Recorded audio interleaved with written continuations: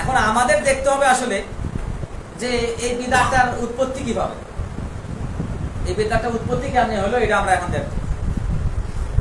তাহলে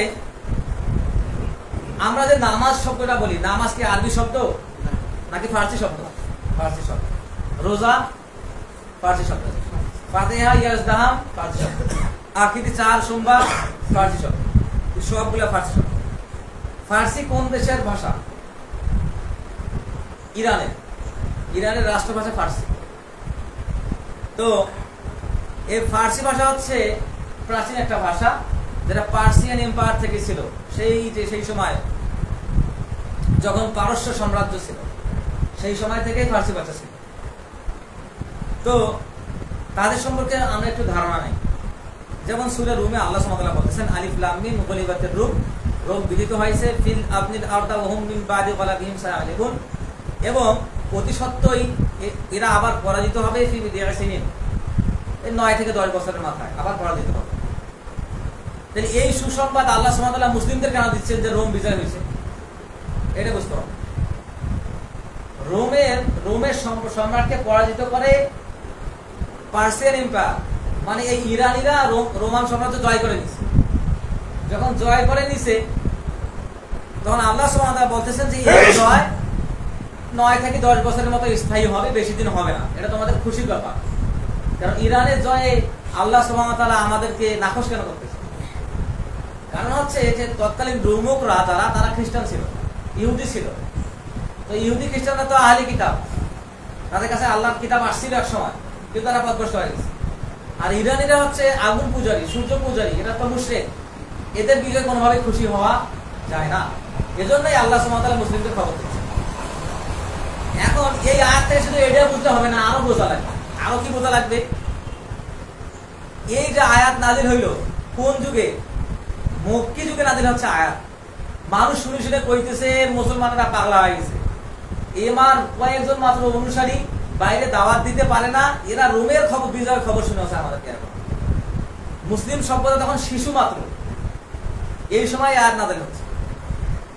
তখন বিশ্বের পরাশক্তি হচ্ছে রোমান সাম্রাজ্য আর পার্সিয়ান এম্পায়ার, মানে ইরানি সভ্যতা, পারস্য সভ্যতা। চিন্তা করে দেখেন, ওরা বিশ্বের পরাশক্তি, বর্তমান আমেরিকা রাশিয়ার মতো। আর মুসলমানদের তৎকালীন তখন মাত্র উদ্ভব হচ্ছে, সূচনা হচ্ছে মুসলিমদের। সেই সময়কার ঘটনা।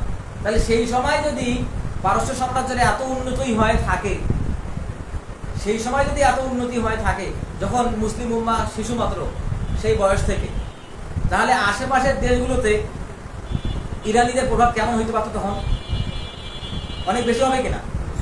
সেই সময় তারা পরাশক্তি, সেই সময় থেকে।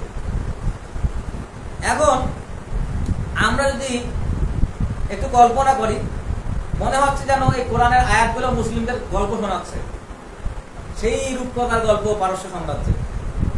মুসলমানরা চেনেও না, হয়তো 2-1 বাণিজ্য করতে কখনো গিয়েছে, কিন্তু মানুষ তো চেনে না। এই হচ্ছে অবস্থা। আচ্ছা, আমরা যদি আল্লাহ রাসূল সাল্লাল্লাহু আলাইহি ওয়াসাল্লাম এবং আবু বকর রাদিয়াল্লাহু আনহু যে হিজরত করলেন, হ্যাঁ, গারে সাউথ থেকে পার হয়ে বের হয়েছেন, এই সময় একজন সাহাবী, একজন লোক গেল কিনা কুরাইশদের পক্ষ থেকে ধরার জন্য। তো যখন আবু বকর রাদিয়াল্লাহু আনহু এবং রাসূল সাল্লাল্লাহু আলাইহি ওয়াসাল্লামকে ধরতে যাচ্ছে, উট কাছে চলে আসছে, ঘোড়া কাছে চলে আসছে, ধরতে যাবে। এই সময় কি হলো? তিনি যে আরোহী ছিলেন, তার পশুর কি হলো? পা নিচে টেপে গেল, সামনের পা। আবার চেষ্টা করলেন, আবার নিচে টেপে গেল। যখন এই অবস্থা, তখন রাসূল সাল্লাল্লাহু আলাইহি ওয়াসাল্লাম আবু বকরকে বললেন যে, হে আবু বকর, তুমি তাকে প্রস্তাব দাও যে সে সিরিয়া কিংবা শামের ওই অঞ্চলের রাজা হতে চায় কিনা। চিন্তা করে দেখেন, রাসূল সাল্লাল্লাহু আলাইহি ওয়াসাল্লাম আবু বকরকে নিয়ে পালাচ্ছেন কোথায়? হিজরত করতেছেন কোথায়? মদিনায়। অথচ ওই সুরাকা বিন নওফলকে কি বলতেছেন যে, আবু বকর, তুমি তাকে বলো সে ওই সিরিয়ার, বাহরাইনের, কাতার কিংবা কুয়েতের ওই অঞ্চলের রাজা হতে চায় কিনা। চিন্তা করে দেখেন, তখন হতে চায় কিনা। এটা রাসূল তাকে বললেন। সে বলল, মুহাম্মদ তো কোনো মিথ্যা বলে না। সে বিশ্বাস করছে এবং চলে গেছে। মানে চিন্তা করে দেখেন। এরপর কি হচ্ছে? রাসূল সাল্লাল্লাহু আলাইহি ওয়াসাল্লাম মদিনা গেলেন, ফাতহে মুবিন হইল। তিনি কি করলেন? সমস্ত অঞ্চলে চিঠি পাঠাচ্ছেন।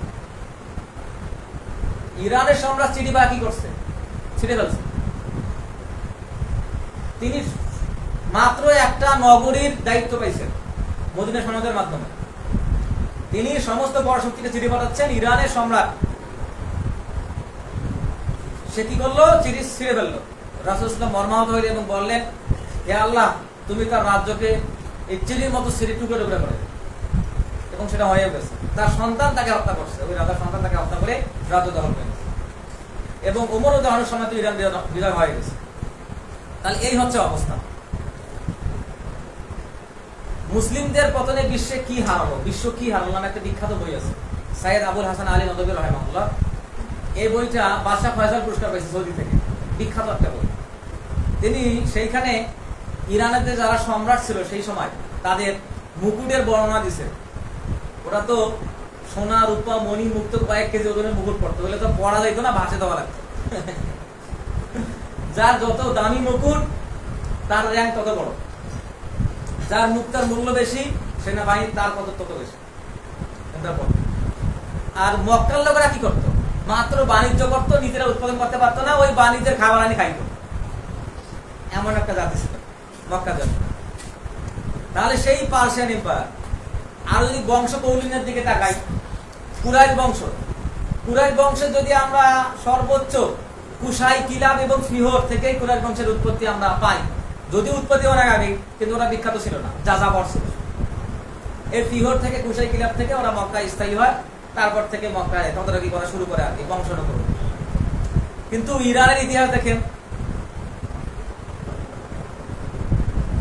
আব্দুর রহমান ইবনে আউফ, ওবাইদুল্লাহ ইবনুল জাররাহ, এনারা যে ইরান, ইরাক, মিশর জয় করছেন, এনারা যুদ্ধ করছেন কাদের সাথে? সোহরাব রুস্তমের সঙ্গে। আমরা তো আব্দুর রহমান ইবনে আউফের নাম জানি না, ওবাইদুল্লাহ ইবনে জাররাহ নাম জানি না, কিন্তু সোহরাব রুস্তমের নাম জানি। কারণ সাহিত্য, শক্তিশালী সাহিত্য। ওদের বিপক্ষে আমরা যুদ্ধ করছি এবং ওদের সাহিত্য আমরা পড়তেছি। চিন্তা করে দেখেন, সোহরাব রুস্তমের গল্প, জালের গল্প, তার মানে তাদের সাহিত্য শক্তিশালী। তাই এইটা তুলনা করলাম আর কি, সেই সময় আরব এবং ইরানের তুলনা করলাম। বর্তমান সময় একটু দেখি, মানুষ হজ করতে কোথায় যায়?